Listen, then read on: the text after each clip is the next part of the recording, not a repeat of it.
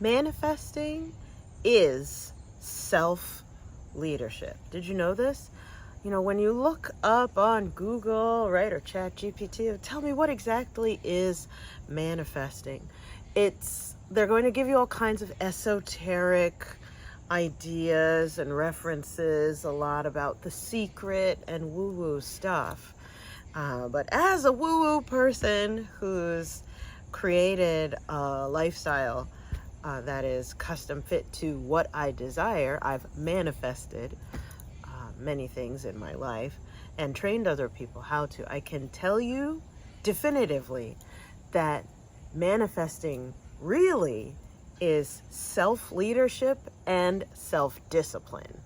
Now, no creative person wants to hear that, but if you clicked play, this message is for you.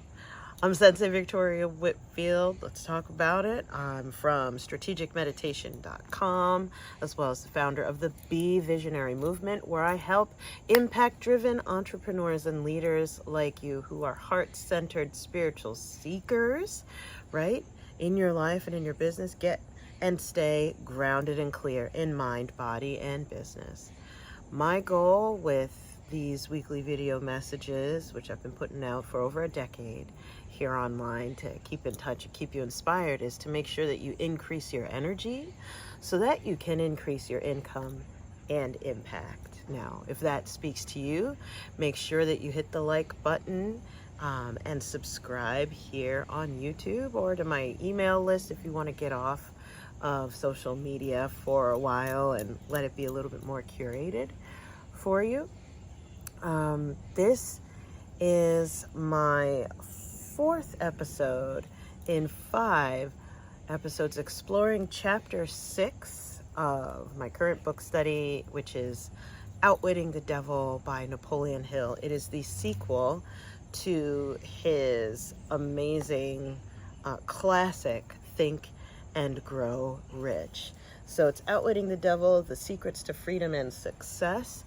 This book is all about, for those of us who struggle with self-sabotage, you know what is the right thing to do, what you should be doing, but you're just not, right? We have the angel and the devil on our shoulders. The angel's like, I know what to do. I know how to do it. I know when to do it. I know where and why. I know all of this already.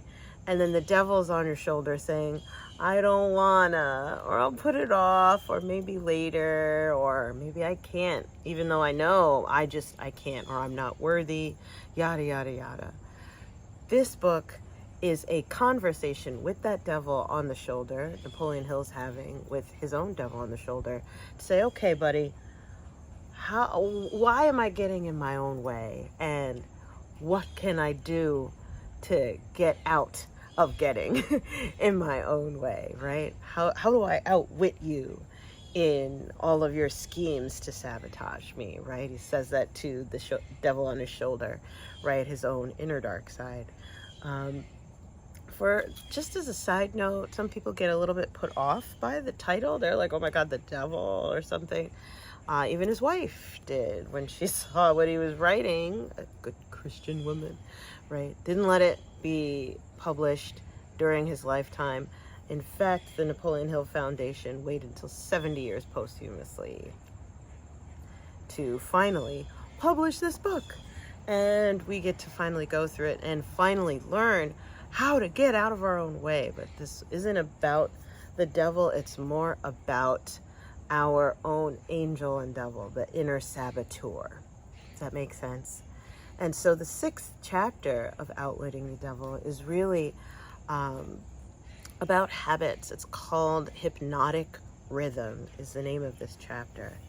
And as I was preparing for today's video, and like the particular passage that jumped out to me to share as you get ready for the day, right? Listening in and resetting your focus for the day. The thing that we want to be on the lookout for, I'm hearing from my guides to say, spirit guides say, is understand what manifesting really is. Don't delude yourself into thinking that it is some hokey pokey, that you do the hokey pokey, you turn yourself around and then poof, right? You get the magic of just things popping up out of nowhere, right? That you can create something out of nothing.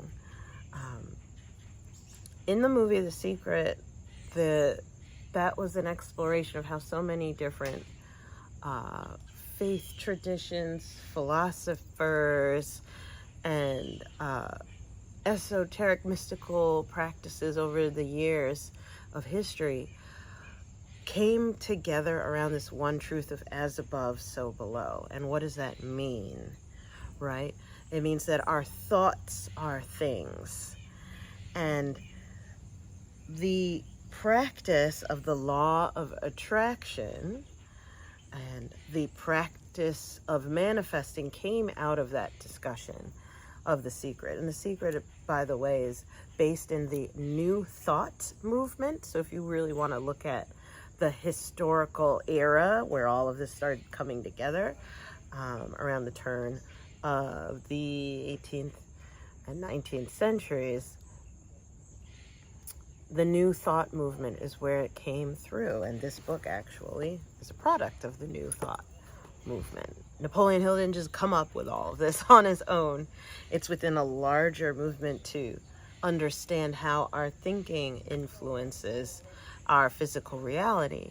So be kind to yourself if you're following like different TikToks or videos that are, or books and vision board workshops, etc., about manifesting, and it's mystical and magical and fun and entertaining and frustrating because you're doing the hokey pokey. You're turning yourself about, right? You got the crystals and the sprays. You're listening to the affirmations. You're saying and rewriting 369, all of these affirmations, doing the Neville Goddard stuff. And you're visualizing till you give yourself a headache. You're meditating till you forget what you were supposed to be focusing on. You're doing all this witchy stuff, and the results are not showing. Whereas you look at people who aren't doing as much witchy stuff, I'm going to call it that as opposed to calling it woo-woo. Okay, let's call it what it is. All of these different rituals for manifesting, right? And conjuring what you desire, but the results aren't there. My spirit guide said that today, kyodakewa, just for today, as we say in Reiki in Japanese, kyodakewa, just for today, we want to lift the veil of what is manifesting really when it's done right, in a repeatable way, in a reliable way, so that you can set that goal and hit it over and over and over again. Not because, all right, now I have to come up with a new manifesting song or buy a new manifesting journal in order to get what I want, but instead I have a repeatable process that guarantees that I will make manifest that which I once saw in my mind. So let's break down exactly what is manifesting. If you were to look it up in the dictionary, it says to make real, to make tangible, to make something that is intangible tangible. How do we do that? Right? It can sound like a magical process. I remember when I manifested a new car. And it was highly publicized. Hello, sir. I got a visitor out here in nature. My friends and followers and colleagues were following along as I was driving my Honda Civic, where the muffler was falling out the back, and it was over 10 years old and rusting out at that point, and it was kind of embarrassing to get from point A to point B in a car like that. I wanted to manifest a car, but a new car. Could it be possible to do that? but I didn't really have tons of money. I didn't know what my options are. I didn't know what I didn't know. All I knew at the time was that I want a new car. And then I got real specific of, I know exactly what kind of new car I want. I do want another Honda at the time, and I wanted a Honda Accord EX because I don't like leather, but I do like a sunroof. Like I had all of this, like I was so specific and clear of precisely what I wanted. I wanted it in a darker color. The car that I was driving at the time was green, for what it's worth, but I was very specific around what I wanted. Is this starting, like the process starting to sound familiar, right? Other people have described manifesting. And so here's the thing. The end of the story is not, and then I got a new car. That was exactly what I asked for. Nope. And that's usually how most teachers of the law of attraction manifestation will tell the story of, like, I was so specific and then it happened. No, for me, it didn't just happen. So, ready for the process? I got very clear of, all right, what I want.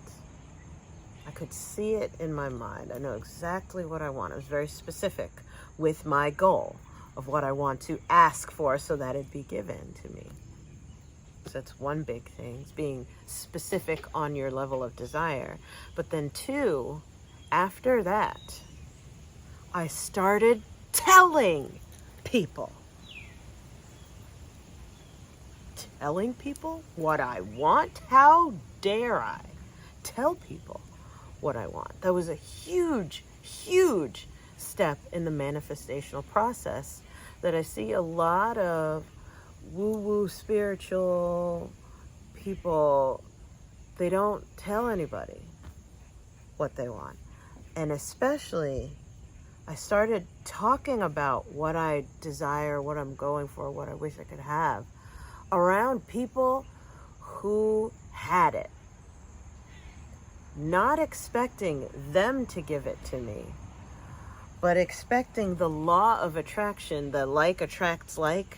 Like if I hang around people who have newer cars, if I hang around people who also like Hondas, if I hang around somebody who recently got a new car in a way that was friendly to their budget and current level of earning power, and I talked about it with them and I started learning from them, I'm getting closer and closer and closer to the goal. So not only did I, shake it underneath the moonlight, wishing for a new car by myself in my room or whatever, in my bathtub, whatever, doing the manifestational stuff, but then I added people and networks into that. And what happened was I was speaking to a friend of mine, shout out to you, Patrick, who had gotten a new car. And I'm like, I know how much you make. How are you doing this? How is this possible? And he said, oh, no, I have a friend who helped me do it. Do you want their number? And I said, yes. I could have been like, no. Or, oh, that's great for you. You can do that. I'm not worthy. Or, oh, I'm not ready. Oh, this is going too fast. No, I said, yes. Another mind-blowing moment, right? I hope you're taking notes of the recipe for manifesting. And I spoke to his friend and I told him exactly what I wanted and what my terms were. And he was a creative person. He's like, okay, let me see what I can do to help make that happen the way that you're asking. And he did. And that is how I manifested a new car. It didn't fall out of the sky. Someone else did not pay for it. I paid for it, right? It wasn't just a gift. It was new when I got it at the time. Beautiful 2017 Honda Accord EX. in charcoal gray. And I remember that car, I remember crying. And it was on lease. I had never leased a car before. Okay. Totally new experience. But I was in it. I remember sitting with my mentor at the time who told me about this whole way of being. And I had to drive her home from one of our meetings. And I'm like, we're sitting inside of a car that I manifested because you showed me how. And she and I both would just cried.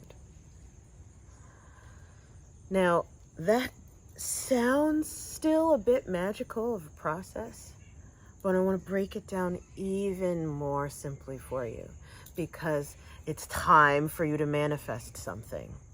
And you have the ability to manifest whatever you want, but you need to know the process and what's missing from the process that you have been working.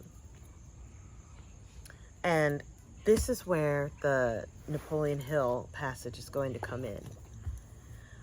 Because some people could say that I was just lucky as when they saw me driving my new car at the time. I'm in a different car now. This is years ago. This is like, oh my gosh, maybe 7 years ago now from when we're having our conversation right now. That was not luck.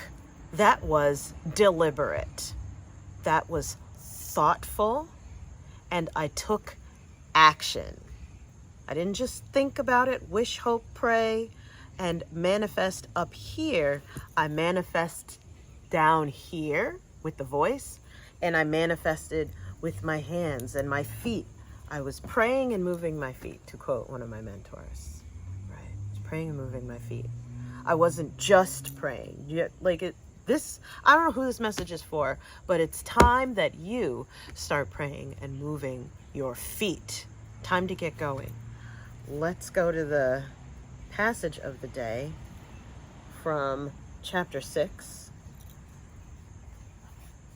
And so again, this is a conversation between Napoleon Hill, remember, angel and the devil on his shoulder. So his inner saboteur, he's talking to him. Napoleon asks, doesn't the question of morals enter into what one gets from life? Morals, like, did I manifest a car because I'm good or I'm better than you?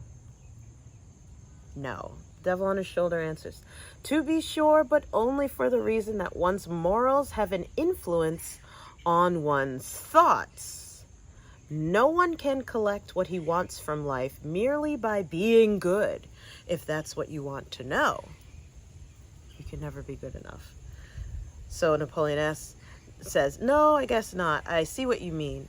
We are all where we are and what we are because of our own deeds, right? So it's you have to do stuff, right? The devil on his shoulder says, no, not exactly. You are where you are and what you are because of your thoughts and deeds. You pray and move your feet, as my mentor would say. Your thoughts and deeds, he says. Napoleon says, then there's no such reality as luck, is there? The devil on his shoulder says, emphatically no. Circumstances which people do not understand are classified under the heading of luck. Back of every reality is a cause. Often the cause is so far removed from the effect that the circumstances can be explained only by attributing it to the operation of luck. Nature knows no such law as luck. It is a man-made hypothesis, with which he explains away things he does not understand. The terms luck and miracle are twin sisters. Neither of them has any real existence except in the imaginations of people. Both are used to explain that which people do not understand. Remember this, everything having a real existence is capable of proof. Keep this one truth in mind, and you will become a sounder thinker. So Napoleon responds, which is more important then, one's thoughts or one's deeds? The devil on his shoulder responds, All deeds follow thoughts. There can be no deeds without their first having been patterned in thought. Moreover, all thoughts have a tendency to clothe themselves in their physical counterpart. One's dominating thoughts, that is, the thoughts one mixes with the emotions, desire, hope, faith, fear, hate, greed, enthusiasm, not only have a tendency to clothe themselves in their physical equivalent, but they are bound to do so. Tying this back to manifesting is self-leadership. Manifesting is discipline. The whole process of manifesting is thought and deed. Thoughtful deeds, thoughtful action, thought and action versus thoughtless action of I'm just going with the flow. I'm just going with the motions, going along to get along, and I'm doing what everyone else is doing, hopefully it'll work out. Thoughtless actions of I'm just reacting, or I'm just, going with whatever I feel, just doing whatever's popular, or I don't even know what I'm doing. Thoughtless action versus thoughtful action creates manifestation. Thoughtful, intentional action creates manifestation. It makes things real. I'm going to remove the word manifestation for a minute. When you have a clear image and are decisive in your head of what you want and what you desire, your behaviors and your actions will back that image up until you hold it in your hands. It is bound to happen. Once you get clear up here in your head of what you want, where you're going, moreover, even who you are, right? I believed that I am someone who could make it happen. I believed that I am a person who deserves a car. There are those out there who believe they don't, for whatever reason. I had a self-image that was in alignment with receiving it. I believe that I was an agreeable person. Like if someone gives me an opportunity, asks me if I want something that I want, I will say yes. I won't say no. I'm not a trust no one identifying person. I don't identify with trusting no one and always being suspicious, because that would have blocked me receiving the opportunity, the connection to getting the car in my example, right? So being clear on your thoughts and what you believe, and then backing up your thoughts and what you believe with movement and actions that make those thoughts real, right? So for example, another thing that I just remembered this in the moment, before I had the money, I went to test drive cars to get crystal clear on what type of a Honda Accord I wanted. I didn't know there was more than one. I got clear I didn't want the Civic. I also test drove other cars like Acuras and Lexus. I didn't have the money to buy it. But I gave myself permission. I had a mindset that gave myself permission to take actions that were one step in that direction. Did I lease the car with a dealership? No, actually. No. I connected with a lease broker. I didn't even know, I never heard of such a thing existed, right? Never knew. And he was an absolute angel. Also deleting that thought of, all car salesmen are jerks and slime balls, right? If you get your thoughts in alignment and clarity, that's the first step. But then you have to have actions that make real. That is the definition of manifesting. Forget talking about the word manifesting. Focus on the definition. Make real, to demonstrate this thought. as a reality. I was demonstrating, I was acting as if I'm going to get a new car. That's why I'm going, trying out new cars. This is why I'm talking about it, or talking about what I'm looking for with the people around me who are also into cars or getting cars. Do you see what I'm saying? There's a difference between just lighting the candle or wearing love and romance and money attracting oils and perfumes. It's having the self-discipline to take action on what you want.